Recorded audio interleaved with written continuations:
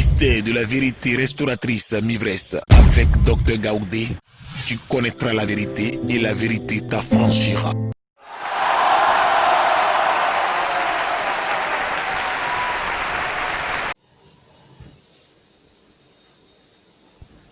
Amen.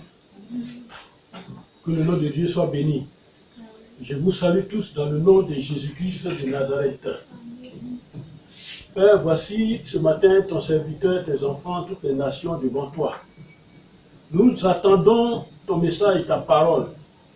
Utilise l'instrument que je suis et parle à toutes les nations pour faire éclater ta gloire. Au nom de Jésus. Amen. La parole de ce matin est tirée du livre de Psaume 23. Psaume 23, prenez la parole de Dieu. Psaume 23, versets 1 à 3. Psaume chapitre 23. Psaume 23, versets 1 à 3.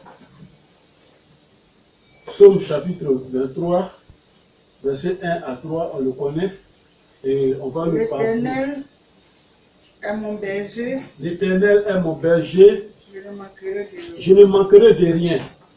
Il me fait reposer dans des verts pâturages. Il me fait reposer dans des verts pâturages. Il me dirige près des eaux paisibles. Il me dirige près des eaux paisibles. Il restaure mon âme. Il restaure mon âme. Il me conduit dans les sentiers de la justice. Il me conduit dans les sentiers de la justice À cause de son nom. à cause de son nom. Amen. Donc c'est la parole d'aujourd'hui que le Seigneur nous donne. Et cette parole va nous conduire à la connaissance que le Seigneur nous réserve encore aujourd'hui. Amen. Alors c'est un cantique de David. C'est une prière de David. Et dans ce cantique de David, David reconnaît que l'Éternel est son berger. Il reconnaît ce que l'Éternel est et il reconnaît ce que l'Éternel fait pour lui. Il parle de ce que Dieu est pour lui et donc pour nous. Il parle de ce que Dieu est pour nous. Alors, il y a un point important dans cette parole-là qui est tirée du verset 3. Il dit, il restaure mon âme. C'est cette phrase-là qui va nous attirer aujourd'hui. Il restaure mon âme. Non seulement David a cité tout ce que l'Éternel est capable de faire, tout ce que l'Éternel fait, mais il dit, il restaure mon âme. Il restaure mon âme au verset 23. Et c'est de cela qu'il s'agit aujourd'hui, qui est le thème d'aujourd'hui. La restauration de l'âme. Amen. La restauration de l'âme. Vous savez, quand on parle d'un être humain, on ne doit pas ignorer qu'il est composé de corps, âme et esprit. Je ne parle pas de cette composition scientifique d'abord, non. On ne doit pas ignorer que l'homme est composé de corps, âme et esprit. Ce sont ces trois parties. Alors, nous avons parlé de la restauration dans la vidéo passée, dans l'enseignement passé. Et je vous conseille de revoir. Et cet enseignement parlait de la restauration de nos corps, la restauration de tout ce qui nous appartenait. Et nous rentrons maintenant en profondeur de cet enseignement qu'on a déjà reçu. Et nous voulons que tu sois restauré. Amen. Nous voulons que tu sois restauré. Et Dieu, dans sa vision, c'est que toi, tu sois restauré dans tout ce quoi. Il dit, bien-aimé, je souhaite que tu prospères à tous égards, comme prospère l'état de ton âme. Amen. Ton corps que tu vois, avec tout ce qui lui appartient, est restauré maintenant, et ton âme. Ton corps que tu vois là, avec tout ce qui lui appartient, est restauré, et ton âme. C'est là même que tu présenteras devant Dieu. Quand tu vas finir ta mission sur la terre, c'est elle que tu vas présenter à Dieu. Alors, comment est ton âme actuellement? Tu me diras, je ne vois pas mon âme. Alors, comment, serviteur, tu peux me poser la question, comment est ton âme? Je ne vois pas mon âme. Comment savoir ce qu'elle est, ton âme? Je n'ai plus besoin de te dire ce qu'est une restauration, puisqu'on en a parlé déjà. Mais c'est pour ton relèvement, c'est pour ta réparation, c'est pour ton rétablissement et ton redressement. Maintenant, suis-moi avec une attention religieuse, suis-moi très bien. David, avant de dire avec conviction, l'Éternel, Éternel, restaure mon âme, David, avant de dire cela, il dit, d'abord, qui est Dieu pour lui? Et c'est là, il dit, l'Éternel est mon berger, il est mon berger. Ce que l'Éternel fait, il le dit aussi, il dit, il fait en sorte que David ne manque de rien. Et Dieu, il fait en sorte que toi et moi, nous ne manquons de rien. C'est pourquoi il dit, l'Éternel est mon berger, je ne manquerai de rien.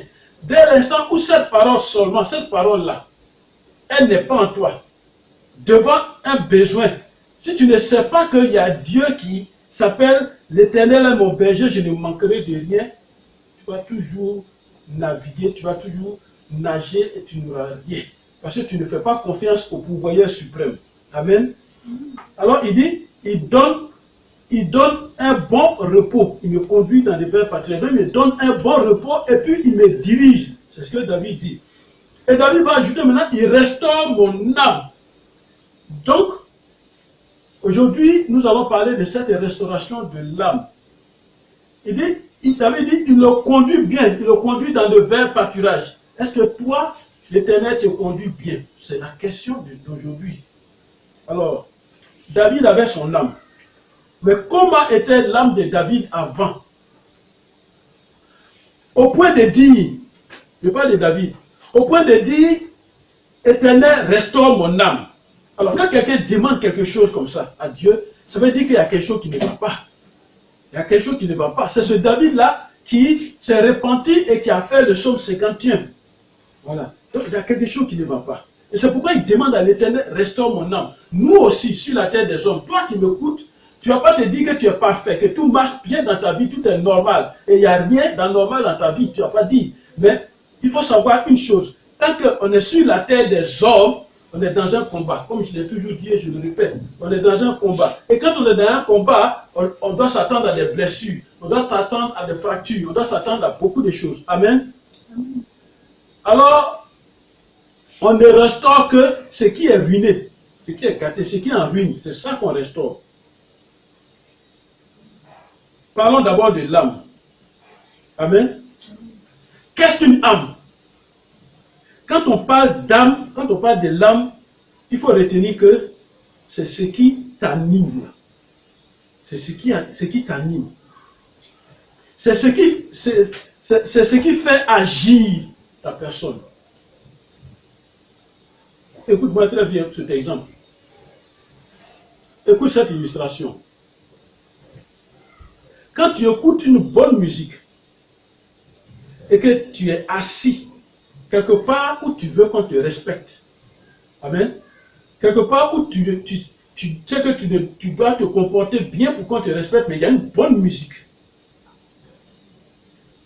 Rappelle-toi très bien, cette bonne musique-là, elle te plaît, tu aurais envie de te lever pour danser, gesticuler.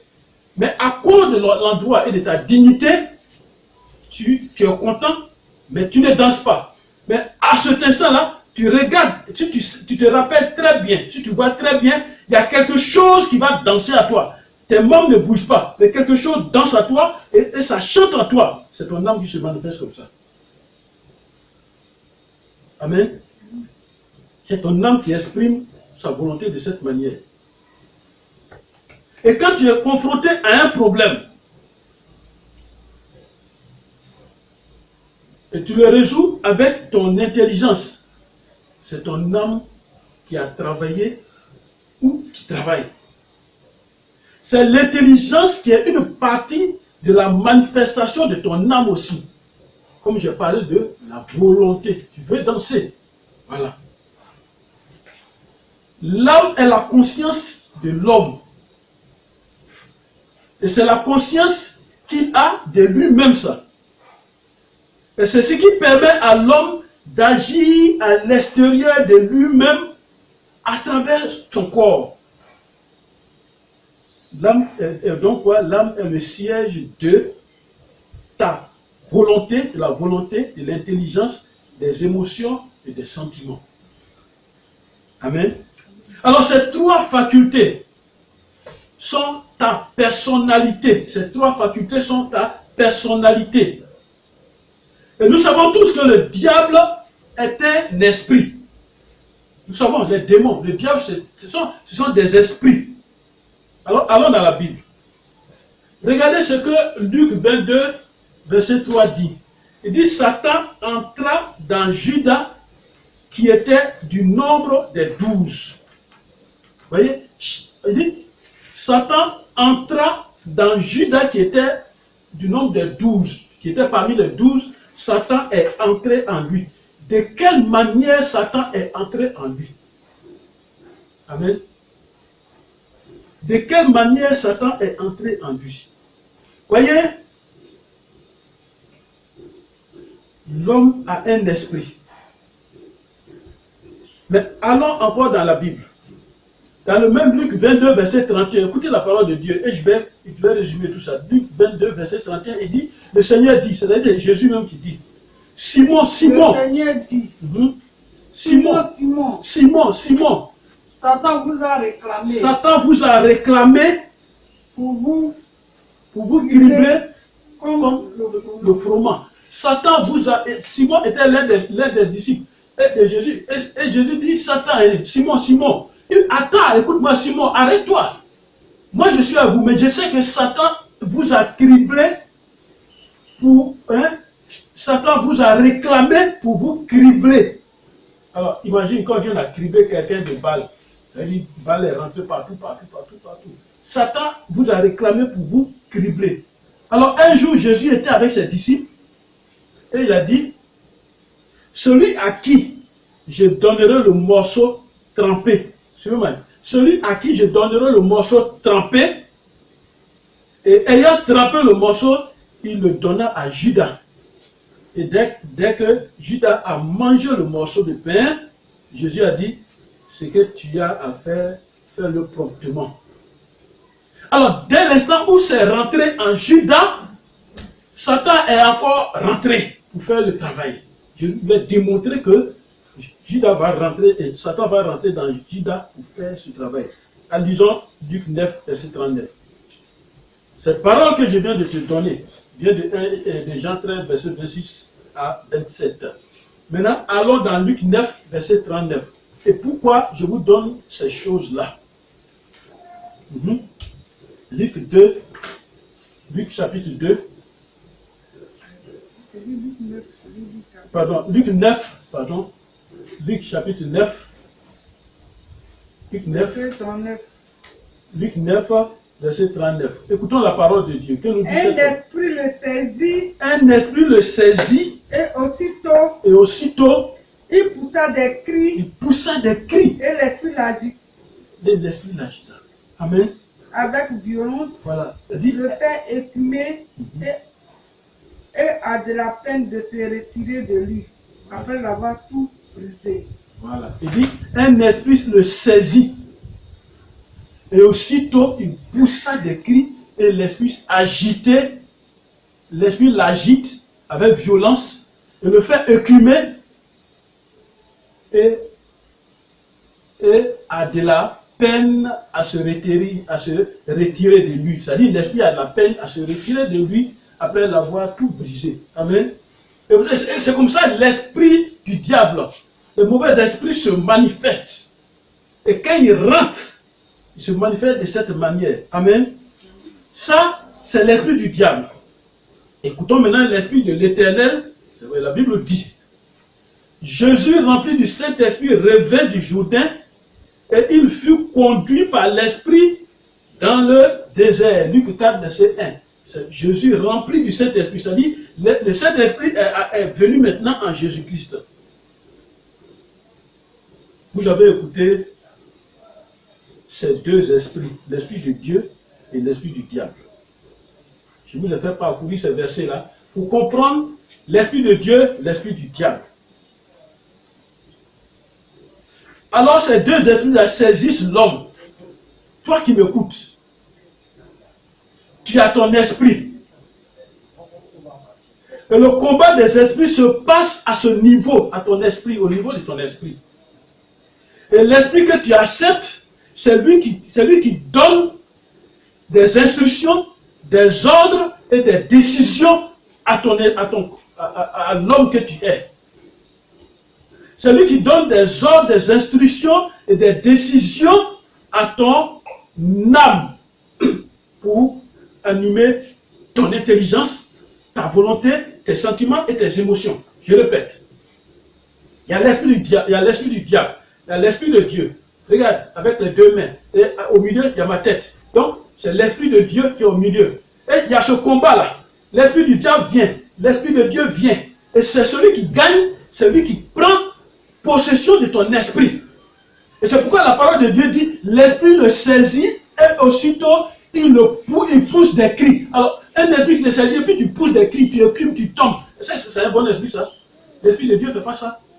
Et donc il se saisit, celui qui gagne, l'esprit qui gagne, l'esprit du diable, l'esprit de Dieu, celui qui gagne. Et c'est ça ton choix dans la vie. Ces deux esprits nous parlent toujours. Et c'est ça ton choix dans la vie. Et l'esprit qui gagne, c'est cet esprit-là qui donne des instructions, qui donne des ordres, qui donne des décisions à ton âme. C'est celui qui anime ton âme, celui qui donne ces choses-là à ton âme, à ton intelligence. C'est-à-dire quand il dit à ton âme, il donne ces instructions, ces ordres, ces décisions à ton intelligence, à ta volonté, à tes sentiments, à tes émotions. Si c'est le diable, avec son esprit, il va piloter toutes ses facultés en toi. Amen. Et qu'est-ce que tu deviens? Alors dans le psaume 6. Psaume 6. Quand c'est comme ça, tu deviens quoi? Psaume 6, la parole de Dieu va nous parler. Psaume 6, verset 3 à 5. Écoutez bien. Il dit, David va prier. Et David dit, aie pitié de moi, Éternel, car je suis sans force. Voilà.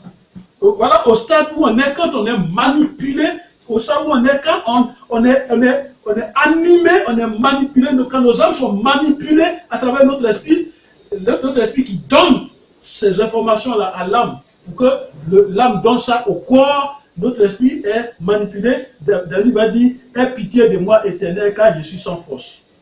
Guéris-moi, Éternel, car mes os sont tremblants. Mon âme est toute troublée. Et toi, Éternel, jusqu'à quand? Mon âme est toute troublée. C'est ça qui attire mon attention. David dit, mon âme est toute troublée. Et toi, Éternel, jusqu'à quand? Voyez? Il dit, jusqu'à quand? Et au verset 5, il dit, reviens, Éternel, délivre mon âme. Sauve-moi à cause de ta miséricorde. Délivre mon âme. Et c'est à ce niveau-là, c'est à ce niveau que nous voulons arriver aujourd'hui pour que nos âmes soient délivrées. Amen. Amen. Un instant. Délivre mon âme. Et c'est à ce niveau-là que nous sommes arrivés maintenant. David dit, délivre mon âme. Alors, quand David dit, délivre mon âme, David sait faire ce genre de prière que nous tous, ça nous concerne nous tous. Ça veut dire quoi? Ton âme est condamnée. Ça veut dire quoi? Ton âme est troublée. Et c'est comme ça, il y a des âmes comme ça qui sont condamnées. Tu vis, mais ton âme est condamnée, tu ne sais pas. Mais il y a la manifestation, puisque l'âme donne toutes ces décisions et ces manifestations à ton corps, l'âme va donner ça à ton corps pour que toi-même, une manière de te dire que c'est une âme, que toi-même tu vas te réveiller. Parce que tout ce que tu fais dans la vie, tu constates que c'est condamné. Ça veut dire que ton âme est déjà condamnée. Amen. Ton âme est troublée. David le dit, mon âme est troublée. Ton âme est troublée. Ton âme est souffrante. Et ton âme est capturée. Ton âme est à un moment donné, arrive à un moment donné où toi-même tu es dégoûté de la vie. C'est-à-dire que ton âme est dégoûtée. Tout t'énerve. Voilà, c'est ton âme qui t'exprime comme ça pour que, voilà, pour que toi tu fasses des démarches pour libérer ton âme. Amen. Ton âme est capturée. Il faut que tu sois libéré. Amen. Voilà. Ton âme est salie. Quelqu'un dont l'âme est salie, dans sa vie, c'est sali aussi.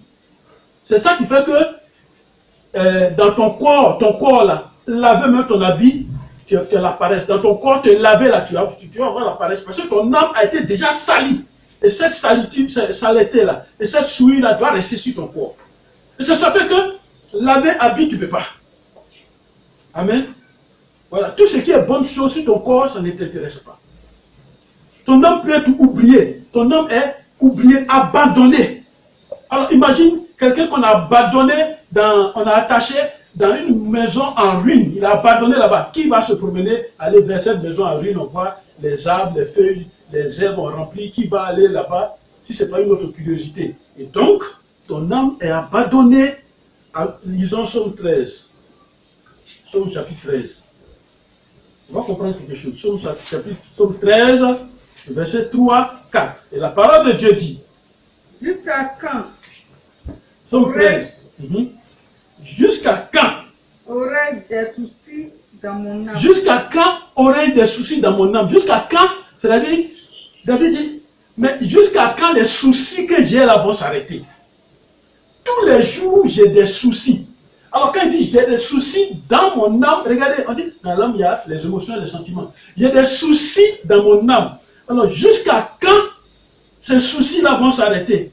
Et chaque jour j'ai quoi? Des chagrins dans mon cœur. Alors jusqu'à quand mon ennemi se lèvera-t-il contre moi? Jusqu'à quand ces choses-là vont se manifester dans ma vie? Amen. Alors David va attirer maintenant l'attention de l'Éternel au verset 4. Il dit, regarde, réponds-moi éternel mon Dieu. Réponds-moi éternel mon Dieu. Donne à mes yeux la clarté. Voilà pourquoi David dit, donne à mes yeux la clarté. Parce que l'âme de l'homme, quand tout ce que j'ai, les mauvaises choses qu'on met sur l'âme, que je viens de citer, l'âme troublée, oubliée, abandonnée, tout souffrant, tout ça, quand c'est dessus, tes yeux ne voient pas clair. Tu ne veux pas savoir qu'on t'a sali. Tes yeux là, c'est fermé pour ne même pas que tu vois. C'est pourquoi David dit, donne à mes yeux la clarté. Amen. Amen. Donne à mes yeux la clarté, afin que je ne m'endorme pas du sommeil de la mort. Que vivant que je suis parmi les hommes, que moi-même, je ne sois pas comme quelqu'un qui est mort. Quelqu'un qui est mort, on l'oublie. Quelqu'un qui est mort, à un moment donné, on l'a oublié. Amen. Alors que je ne sois pas comme quelqu'un qui est mort. Quelqu'un qui est mort, il ne peut pas acheter une maison. Il est déjà enterré. Il ne peut pas faire construire quelque chose. Il ne peut pas parler à les gens. Donc, ça veut dire qu'il est classé déjà. Alors que je ne sois pas oublié comme quelqu'un qui est mort. Amen. Amen. Amen. Amen. Alors, ton âme est rejetée de tous. Ton âme est rejetée de tous. Ton âme est détruite. Ton âme est livrée. C'est pourquoi Job, David pouvait dire, ne livre pas mon âme au bon plaisir de ces méchants-là.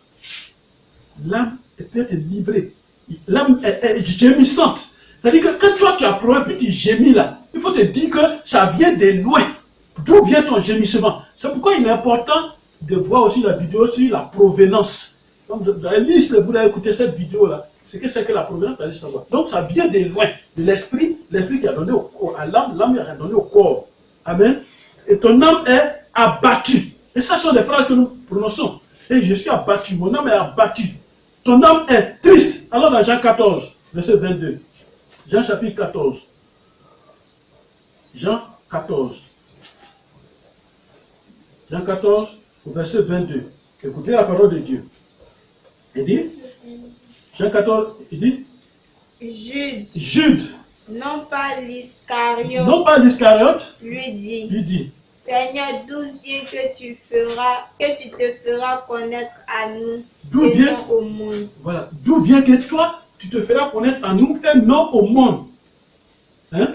D'où vient que toi, tu te feras connaître à nous et non au monde. Ça vient d'où? Ça vient du fait que nous-mêmes là déjà, nos âmes là ont des problèmes. Amen. Alors Jésus est venu pour nous faire connaître, pour se faire connaître dans le monde, pour nous enseigner. Amen. Alors pour dire quoi? Nos âmes peuvent être tristes, affligées. C'est ça qu'on appelle la tristesse aussi. Esclaves dans le monde spirituel. Esclaves. Amen. Amen. Nos âmes nos âmes sont dans le monde des ténèbres. Alors, suis-moi très bien et garde toujours ton attention religieuse. Tu me suis et tu comprendras plus tard.